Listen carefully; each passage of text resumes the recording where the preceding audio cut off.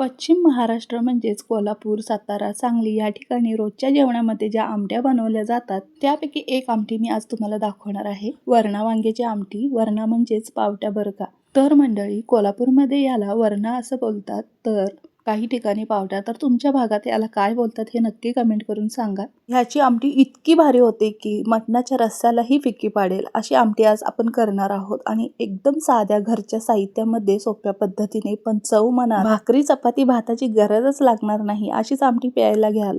एवढी छान चवीला होते. तर ही कशी करायची आज मी तुम्हाला दाखवणार आहे. अगदी घरच्या रोजच्या जेवणामध्ये आपल्याला आमटीला काही ना काहीतरी करायला लागतं, काही सुचत नाही. अशा वेळेला एकदा या पद्धतीने वरणा वांग्याची आमटी करून तरी बघा. तर या ठिकाणी मी इथे 1/2 किलो वरणा असा सोलून घेतलेला आहे आणि त्याबरोबर 2 ते 3 वांगी मी इथं अशा घेतलेल्या आहेत हिरव्यागार. देठासकट असं वांग उभं कापून घेतलेलं आहे. त्या वांग्याला इतकी भारी चव असते की या वांग्याची चव आणि वरणाची चव आपल्याला आमटीमध्ये उतरवायची आहे. त्यामुळे आपण बेसिक मसाल्यांमध्येच ही आमटी करणार आहे. कोणतंही वाटण वगैरे काहीच घालायची गरज नाही यामध्ये. आणि जर तुम्ही कोल्हापूर, सातारा, सांगली या ठिकाणी हा व्हिडिओ बघत असाल तर तुम्हाला याची चव माहितीच असेल. तुम्हाला माहिती आहे का, वांग्याच्या देठामध्ये खूप भारी चव असते बरं का.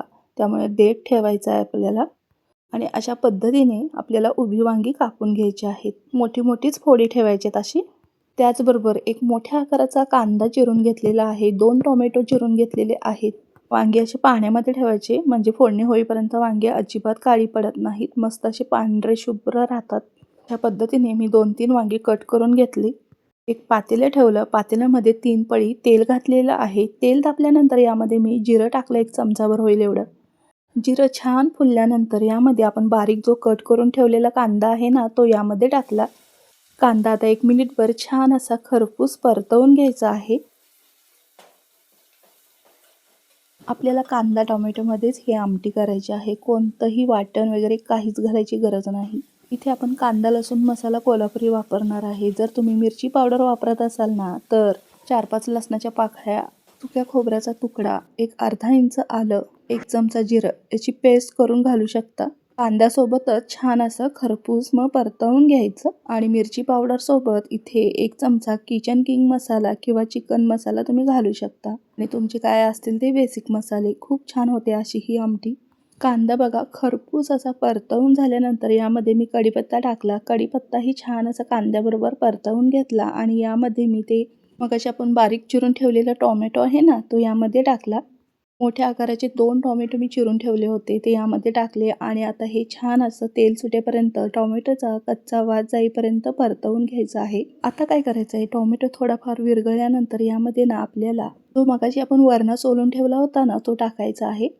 यावेळी वरणा टाकला ना आणि छान भाजून घेतला ना की चव मात्र आमटीमध्ये छान ह्याची उतरते. त्याचबरोबर वरणाही अर्धा निम्मा यामध्ये शिजला जातो. कांदा टोमॅटो वरणा छान असं आपल्याला यामध्ये मऊ होईपर्यंत 1 मिनिटभर व्यवस्थित परतवून घ्यायचं आहे. आणि परततानाच आपल्याला यामध्ये अर्धा चमचा हळद आणि 1 मोठा चमचा इथे मीठ घालणार आहे मी. आणि आता काय करायचं, हळद मिठामध्येच हा वरणा छान असा 1 मिनिटभर परतवून घ्यायचा. म्हणजे कसं, वरणा छान भाजलाही जातो आणि हळद मिठामध्ये छान असा मुरला देखील जातो. आणि आमटीमध्ये ह्याची चव मात्र वरणाची आळणी लागत नाही, म्हणजेच पावट्याची. त्याचबरोबर मिठामुळे टोमॅटो कांदा छान मऊ होतो आणि एक मस्त असा आमटीला म्हणजेच या वरणा वांग्याच्या आमटीला एक मस्त असा बेस तयार होतो. आमटीला छानशी चव आणि दाटसरपणा येतो. वरणा म्हणजेच पावटा अशा प्रकारे एक आपण 80% तर यामध्ये शिजला गेला. वांगी टाकायची आणि वांगी ही 1 मिनिटभर छान मीठ मुरेपर्यंत परतवून घ्यायची.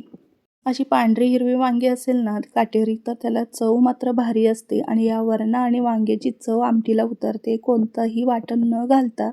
अशा बेसिक मसाल्यांमध्ये या पद्धतीने एकदा आमटी बनवून पहा. खूप छान चव उतरते ह्या वरणा वांग्याची आणि आमटी इतकी चवीला भारी लागते की न खाणारेही ही आमटी आवडीने खातील.